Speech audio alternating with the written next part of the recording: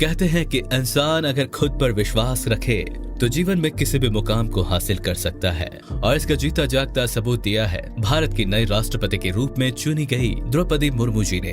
21 जुलाई 2022 के दिन द्रौपदी मुर्मू को भारत की पहली आदिवासी और दूसरी महिला राष्ट्रपति के रूप में चुना गया है, और उनके नाम की घोषणा होते ही देश भर में एक नए सुनहरे कल की लहर दौड़ गई है। आदिवासी समुदाय से निकलकर राष्ट्रपति जैसे सबसे ऊंचे पद पर जाकर बैठना वाकई में किसी सपने के पूरे होने जैसा लगता है। लेकिन दोस्तों, इस मुकाम तक पहुंचने के लिए द्रौपदी मुर्मू जी ने जीवन में बहुत कुछ खोने के बाद भी अडिग रहने का प्रमाण दिया है। आज के इस वीडियो में हम आपको द्रौपदी मुर्मू जी से जुड़ी हर वो बात बताने वाले हैं जिसे सुनकर आप आत्मविश्वास से भर जाएंगे। लेकिन वीडियो में आगे बढ़ने से पहले चैनल को सब्सक्राइब जरूर कर लीजिए। द्रौपदी मुर्मू जी का जन्म आजाद भारत में हुआ है, यानी कि वो देश की पहली ऐसी राष्ट्रपति हैं जिनका जन्म आजाद भारत में हुआ है। इससे पहले नरेंद्र मोदी जी ने ऐसे प्रधानमंत्री बने थे जो आजाद भारत में जन्मे हैं। द्रौपदी मुर्मू संताली आदिवासी परिवार में 20 जून 1950 को जन्मी थी। उनका जन्म ओडिशा के रायरंगपुर के एक छोटे से कस्बे में बैदापोसी के पास मयूरगंज में हुआ। उनके पिता का नाम बिरांची नारायण टुड्डू था। उनके पिता को पंचायती राज सिस्टम के तहत सरपंच भी चुना गया था। आदिवासी जाति में जन्मी द्रौपदी एक पिछड़े इलाके और एक पिछड़े वर्ग से थी, लेकिन फिर भी उनका मन कुछ अलग करने के लिए सपने बुन रहा था। कुछ अलग करना था, उन्हें कुछ बनना था। आदिवासी जाति को हक दिलवाने थे, बाकी लोगों की तरह आम जिंदगी देनी थी। इन्हीं सपनों की उधेड़ बुन के साथ द्रौपदी मुर्मू बड़ी होने लगी और देखते ही देखते उन्होंने अपनी पढ़ाई पूरी कर ली। जानकारी के लिए आपको बता दें कि द्रौपदी मुर्मू ने बैचलर डिग्री की हुई है। उन्होंने आर्ट्स में रमा देवी वोमेन्स कॉलेज से अपनी बैचलर्स डिग्री पूरी की है। अपनी पढ़ाई खत्म होते ही उन्होंने क्लर्क के रूप में सिंचाई विभाग में नौकरी करना शुरू कर दी। कुछ टाइम तक वहाँ काम करने के बाद उनकी शादी कर दी गई। जिनसे उनकी शादी हुई वो भी एक सरकारी नौकरी किया करते थे। उनके पति श्याम चरण मुर्मू बैंक में सरकारी नौकरी के पद पर थे। जिंदगी अपनी रफ्तार से आगे बढ़ने लगी और द्रौपदी मुर्मू अब 3 बच्चों की मां भी बन गई थी, जहां उनके 2 बेटे और एक प्यारी सी बेटी हुई।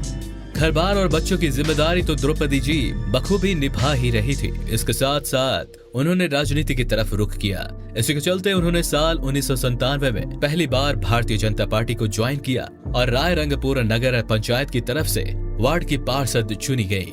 उस दिन के बाद से उन्होंने पीछे मुड़कर फिर कभी नहीं देखा।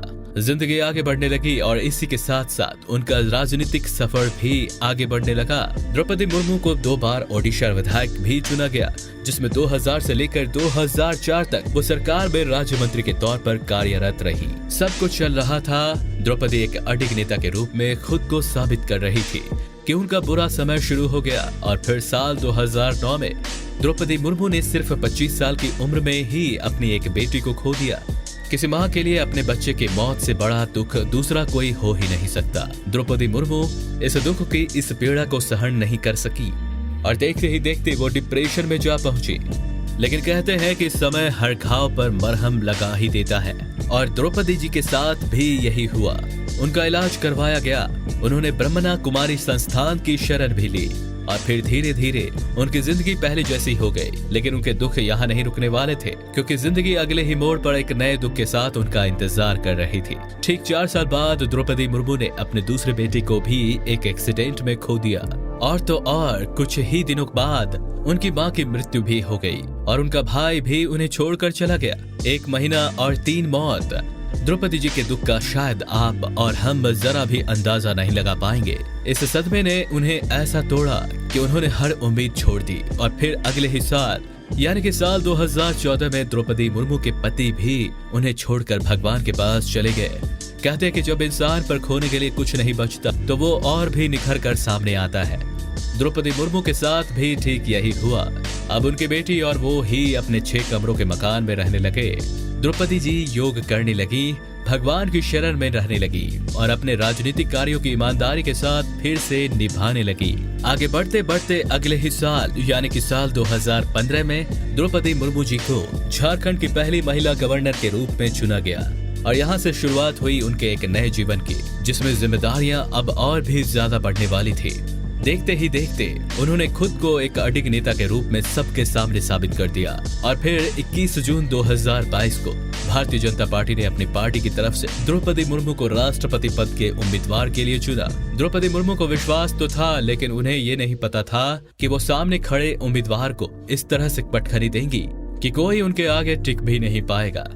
21 जुलाई 2022 को जब नतीजे घोषित हुए तो ये जीत सिर्फ द्रौपदी मुर्मू की ही नहीं थी, बल्कि आदिवासी जाति से लेकर हर उस इंसान की थी जो किसी पिछड़ी जाति या वर्ग में जन्म लेता है और खुद को ऊंची जाति वाले लोगों से कम आंकने लगता है।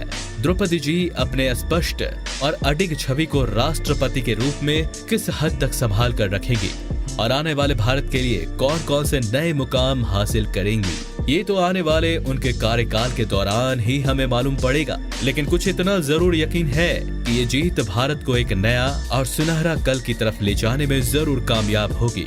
क्या आपको भी यही लगता है? मेरे साथ अपने विचार शेयर करना बिल्कुल भी मत भूलिएगा।